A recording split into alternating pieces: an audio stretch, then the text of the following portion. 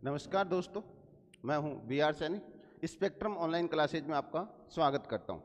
आज अपन लोग डिस्कस करेंगे अपने नीट या जेई है या 12th लेवल है, जिसमें सबसे ज़्यादा क्वेश्चन पूछे जाने वाला टॉपिक है एक, या मैं ऐसा कह दूं कि कॉम्पिटिटिव एग्ज़ाम के लिए सबसे बेस्ट टॉपिक है। और इस बार जो बोर्ड एग्ज़ाम है उसके लिए भी इम्पोर्टेंट है कि 12th क्लास के बोर्ड एग्जाम में उसका क्वेश्चन बहुत अच्छा आता है। उसके बारे में हम डिस्कस करेंगे। ठीक है, ज़्यादा बड़ा नहीं, छोटा सा टॉपिक हम बात करेंगे। वो है अपने पास जो एसिडिक अम्ल है या कार्बोक्सिलिक अम्ल है।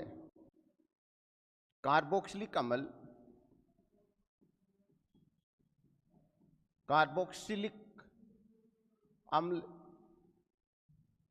की अम्लीयता, ये अपना एक छोटा सा टॉपिक है। एसिडिक नेचर ऑफ या acidity of carboxylic acid.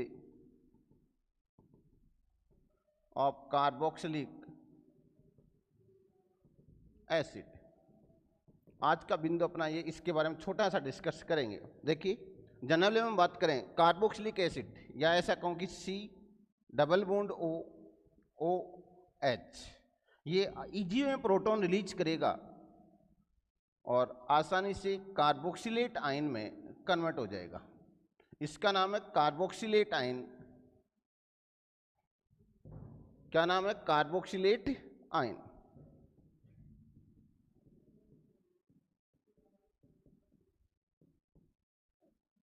Carboxylate ion. और याद रहे, कार्बोक्सिलेट आयन बनने के कारण ये अम्लता दर्शाता है, अम्ल के गुण दर्शाता है। कहने का मतलब ये है, इजियम कार्बोक्सिलेट आयन बना लिया, और कार्बोक्सिलेट आयन क्या करता है? अपना रेजोनेंस शो करता है, और रेजोनेंस के द्वारा ये स्टेबल हो जाता है। रेजोनेंस के द्वारा ये क्या हो जाता है? स्टेबल हो जाता है। और हमारे पास हम बात करें लास्ट स्ट्रक्चर की बात करें तो हमारे पास ये आ जाती है रेजोनेंस, जिसको हम संकरित स्ट्रक्चर बोलते हैं। ये अपने पास कार्बोक्सिलेट की रेजोनेंस स्ट्रक्चर, एक तो ये भी इंपॉर्टेंट है, इस बार 12th एग्जाम में बहुत अच्छा क्वेश्चन बनेगा कि कार्बोक्सिलेट आयन की रेजोनेंस स्ट्रक्चर बनाइए। ठीक। दूसरी बात, इसके स्टेबिलिटी के कारण ये क्या होता है? एसिडिक नेचर रिप्रेजेंट करता है।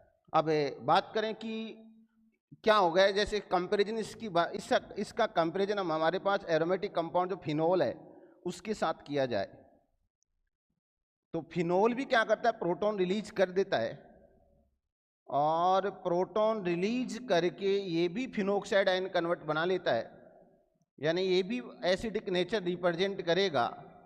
और ये फिनोक्साइड आयन की रेजोनेंस स्ट्रक्चर में होता क्या है कि जो ऑक्सीजन के नेगेटिव चार्ज वाले इलेक्ट्रॉन्स हैं वो बेंजीन रिंग में क्या है? रेजोनेंस शो करते हैं, और आसानी से धीरे धीरे क्या है, जो इलेक्ट्रॉन डेंसिटी है वो ऑक्सीजन के अलावा बेंजीन के ऊपर भी क्या है? ट्रांसफर हो जाती है। लेकिन यहाँ देखिए, यहाँ पर भी इलेक्ट्रॉन डेंसिटी ऑक्सीजन पर है, और यहाँ पर भी इलेक्ट्रॉन डेंसिटी क्या है? ऑक्सीजन पर है। इसलिए इस दोनों का कंपैरिजन करें अगर हमारे पास कि कौन सा मोर एसिडिक है, तो आपको बताना है कार्बोक्सिलिक आयन है वो फिनोल के कंपैरिजन में भी मोर एसिडिक है। क्लियर? किसके कंपैरिजन? फिनोल के कारण बताएं तो इसकी रेजोनेंस स्ट्रक्चर बता देना, इसके दोनों रेजोनेंस स्ट्रक्चर में अंतर बता देना। इसकी रेजोनेंस स्ट्रक्चर में जो नेगेटिव चार्ज है, इलेक्ट्रॉन डेंसिटी है, वो कहाँ डिपेंड है? कहाँ पर प्रेजेंट है? ऑक्सीजन पर प्रेजेंट है। और इसमें क्या है? ऑक्सीजन के अलावा बेंजीन रिंग पर भी प्रेजेंट है। इसलिए फिनोल के कंपैरिजन में कार्बोक्सिलिक एसिड है वो मोर एसिडिक होता है। अब बात आती है एसिडिक नेचर है उस पर सब्स्टिट्यूट का क्या इफेक्ट है, यानी इफेक्ट ऑफ सब्स्टिट्यूट।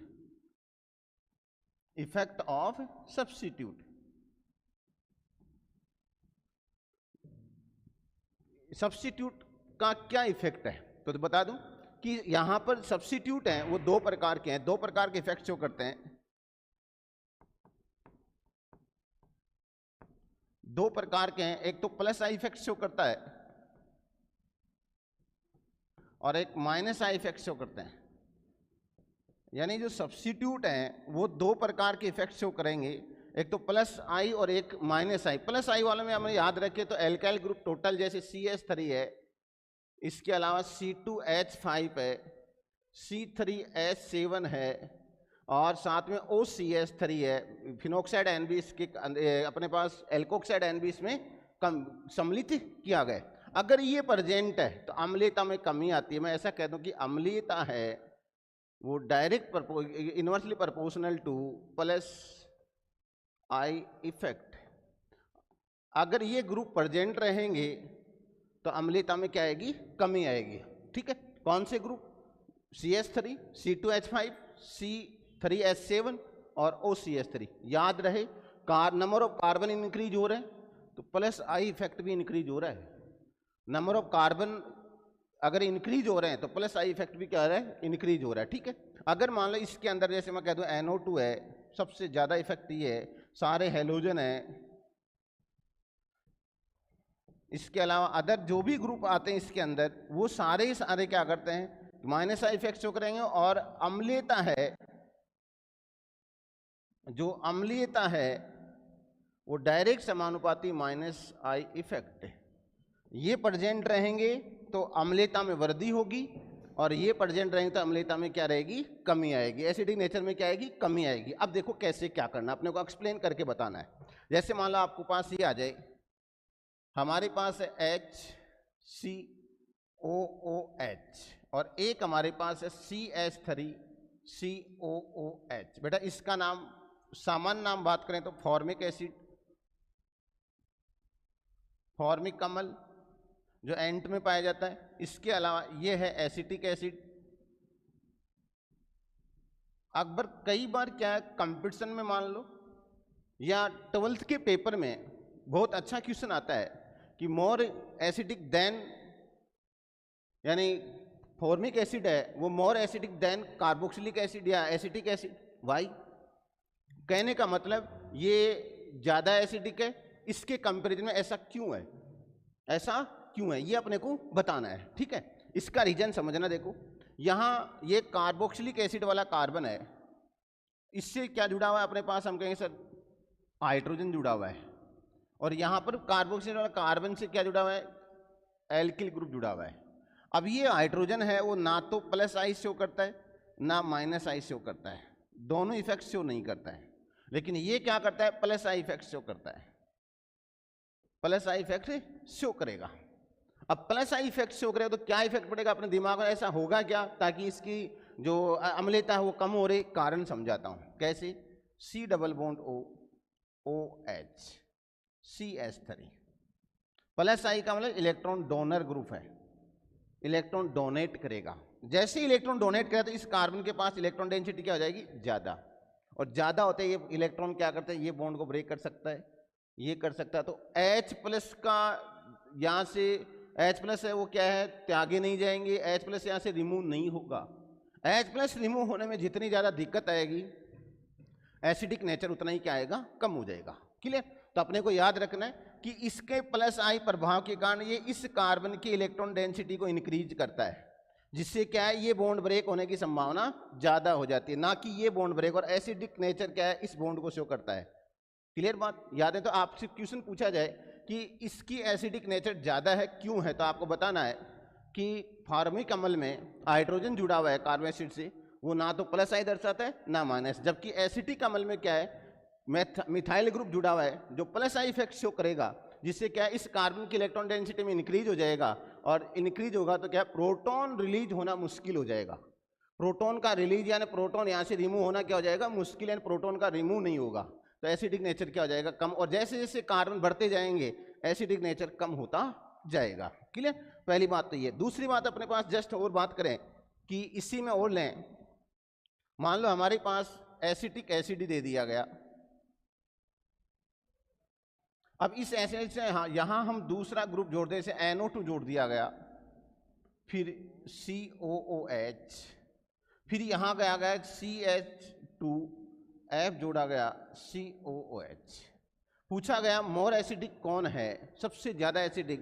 तो बेटा सबसे ज्यादा प्योरिटी है इस ग्रुप को देते हैं, माइनस आई में सबसे ज्यादा प्योरिटी है इसकी है, तो प्योरिटी ज्यादा होने के कारण इस सबसे ज्यादा एसिडिक है। ध्यान देना, माइनस आई, ये भी माइनस आई, लेकिन यहाँ पर कोई इफेक्ट नहीं है, ये केवल प्लस आई बचा हुआ है। तो इसके कारण इलेक्ट्रॉन डेंसिटी ज़्यादा हो जाएगी और ये इसकी जो एसिडिक नेचर है वो सबसे ज़्यादा हो जाएगा, फिर ये हो जाएगा और फिर ये सबसे कम ये हो जाएगा। इसी प्रकार से हम बात करें कि हमारे पास जैसे मान लो CH2F, दूसरा हमारे पास है CH2Cl, एक हमारे पास है CH2Br और एक है CH2I। ये 3 ग्रुप अपने पास हैं, 4 अपने पास। अब एक पूछा जाए सबसे ज्यादा एसिडिक नेचर किसका है, या एसिडिक नेचर के इंक्रीजिंग ऑर्डर में रखिए या डिक्रीजिंग ऑर्डर में रखिए, या तो इंक्रीजिंग रखेगा या डिक्रीजिंग रखेगा, दोनों में से कोई एक रखेगा। देखो कैसे। अब यहाँ पर कौन जुड़ा हुआ है, फ्लोरीन, ये भी -I शो करता है, क्लोरीन ये भी -I शो करता है, ब्रोमीन ये भी -I शो करेगा और ये भी -I शो करेगा। अब इनमें से सबसे ज्यादा इलेक्ट्रोनेगेटिविटी किसकी है, जिसकी इलेक्ट्रोनेगेटिविटी सबसे ज्यादा है वो एसिडिक नेचर ज्यादा शो करेगा, इसलिए सबसे ज्यादा एसिडिक नेचर इसका है, यानी फ्लोरीन वाले का है, फिर क्लोरीन वाले का और फिर आयोडीन वाले का और फिर ब्रोमीन वाले का, फिर लास्ट में आयोडीन वाले का। ठीक इसी प्रकार से हम बात करें, अगर एरोमेटिक की बात की जाए, एरोमेटिक की बात करें, जैसे मान लो अपने पास है ये फिनोल है,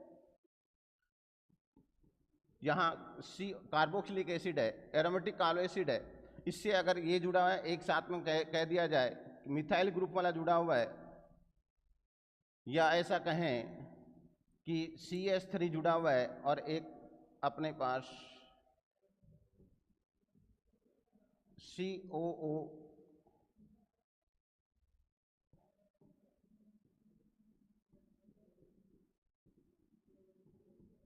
NO2। अब आपको पता चल गया -I इफेक्ट शो कर रहा है सबसे ज़्यादा, उसके बाद में ये और फिर सबके लास्ट में ये, यानी पहला कंपाउंड सबसे ज़्यादा, ये फर्स्ट मान लो, इसको सेकंड मान लो, ये थर्ड मान लो। तो एसिडिक नेचर क्या आएगा, फर्स्ट का सबसे ज़्यादा, फिर थर्ड का आएगा और सबके लास्ट में सेकंड का आएगा। ये इसका नेचर है। तो देखिए आज की क्लास में हम एसिडिक नेचर की जिक्र कर रहे हैं, ठीक है। और अपने पास याद रहे कि इससे संबंधित क्वेश्चन आता है, चाहे नीट रहे, चाहे जेई रहे, चाहे अपने पास कोई बोर्ड एग्जाम की बात करें तो उसमें भी यहाँ से क्वेश्चन बहुत अच्छा बनता है, ठीक है। मिलते हैं अगले क्लास में कोई नेक्स्ट अच्छे वीडियो के साथ। थैंक यू, ओके, जय हिंद।